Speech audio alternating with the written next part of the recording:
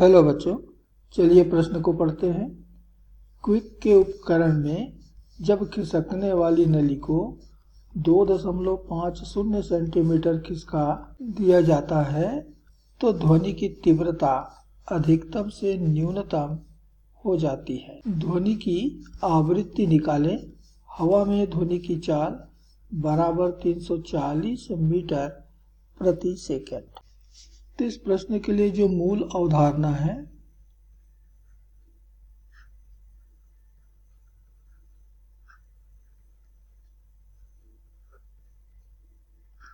वह है ध्वनि तरंगों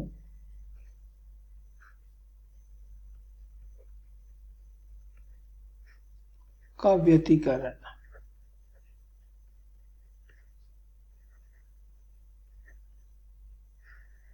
और इसके लिए जिस उपकरण का उपयोग किया जा रहा है वह है क्विक नली का।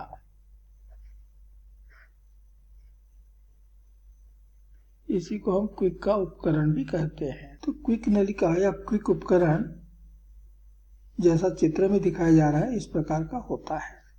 इसमें ये जो नलिका है D1T, इसको हम सरका सकते हैं, खिसका सकते हैं। तो ये हमारी खिसकने वाली नलिका है।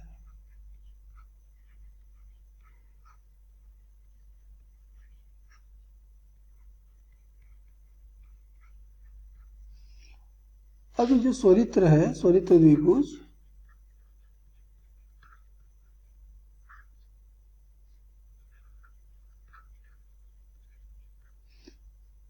ये ध्वनि तरंगे इस नली के भीतर प्रेषित करता है। इस ध्वनि तरंगों का एक भाग ABC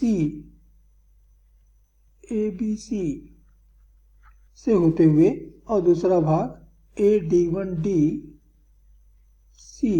से होते हुए प्रेक्षक के कानों तक पहुंचता है। तो स्पष्ट है कि ABC से आने वाली तरंग और ADC से आने वाली तरंग के पथ में अंतर है और इसी पथांतर के कारण प्रेक्षक को या तो संपोषी व्यतिकरण या विनाशी व्यतिकरण अर्थात ध्वनि की तीव्रता अधिकतम या न्यूनतम सुनाई देता है। और मालूम है कि व्यतिकरण में संपोषी या विनाशी व्यतिकरण के लिए दोनों तरंगे जो आपस में अध्यारोपित हो रहे हैं, आपस में मिल रहे हैं, के पथांतर पर निर्भर करता है।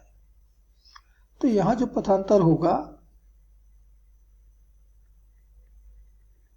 ध्वनि तरंगों में जो पथांतर आ रहा है ये बराबर आ रहा है ADC, ये लंबाई ऋण ABC। अब यदि ये पथांतर जो है वो n लैम्डा के बराबर हो,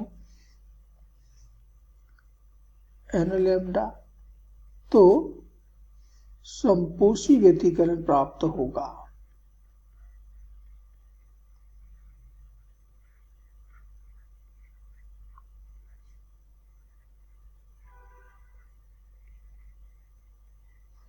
और यदि यही पथांतर ADC ऋण ABC बराबर n+1/2 लैम्डा हो तो विनाशी व्यतिकरण मिलेगा।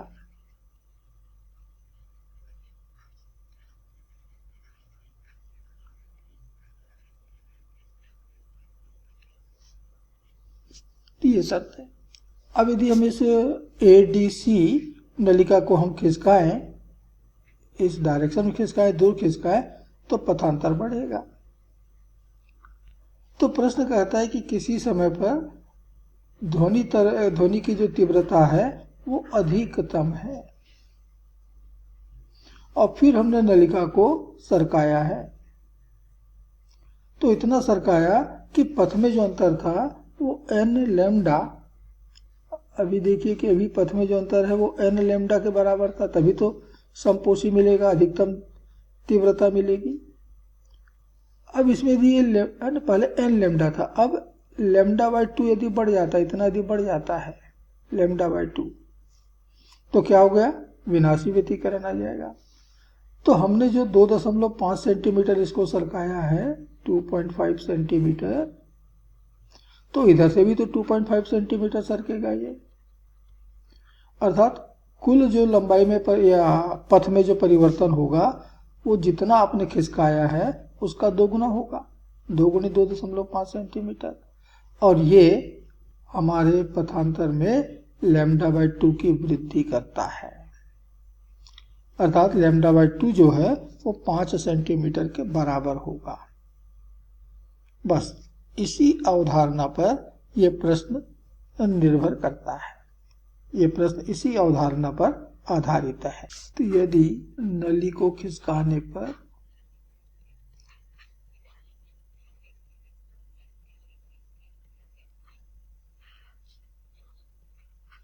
तीव्रता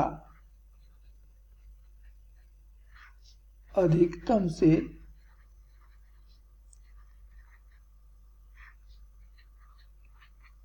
न्यूनतम हो जाती है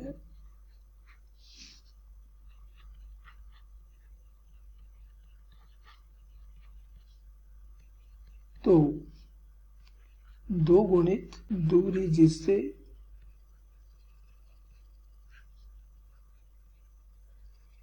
नली खिसकाया गया है या नली खिसका है, ये बराबर होगा λ/2 के।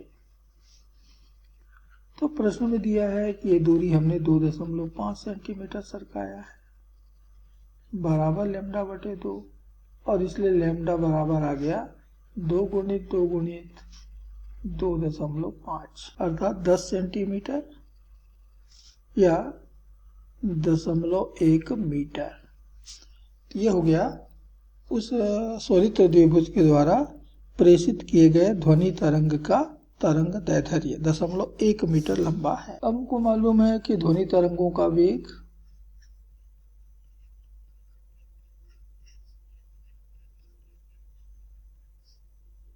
v बराबर होता है न्यू लैम्डा, जहां पर कि न्यू ये तरंग की आवृत्ति है और इसी की गणना हमको यहाँ पर करना है। तो न्यू बराबर हमको मिल जाएगा v/λ। v तरंग का वेग है, हमने पहले ही कहा है, और ये हमको प्रश्न में दिया हुआ है। तो प्रश्न में दिया है कि ध्वनि की चाल अर्थात v ये 340 मीटर प्रति सेकंड के बराबर है। तो चलिए v का मान और लैम्डा का मान तो हमने कैलकुलेट कर ही लिया है, निकाल लिया है। ये दोनों मान सूत्र में रख लेते हैं। तो मैं v का मान रख लेता हूँ 340 मीटर प्रति सेकंड, लैम्डा का मान अभी हमने मीटर में निकाल लिया है 0.1 मीटर के बराबर। तो ये बराबर हो गया 3400 हर्ट्ज, या इसको हम ऐसा भी लिख सकते हैं 3.4 गुणित 10⁻³ हर्ट्ज, और 10⁻³ हर्ट्ज को हम कहते हैं किलो हर्ट्ज। तो ये हो जाएगा 3.4 किलो हर्ट्ज। तो यदि हर्ट्ज में हमको बतलाना है तो ये हमारा उत्तर हो गया 3400 हर्ट्ज, और किलो हर्ट्ज में बताना है तो ये हमारा उत्तर हो जाएगा 3.4 किलो हर्ट्ज। तो ये रहे इस प्रश्न के फाइनल आंसर, अंतिम उत्तर। आशा करते हैं आपको समझ आया होगा। धन्यवाद।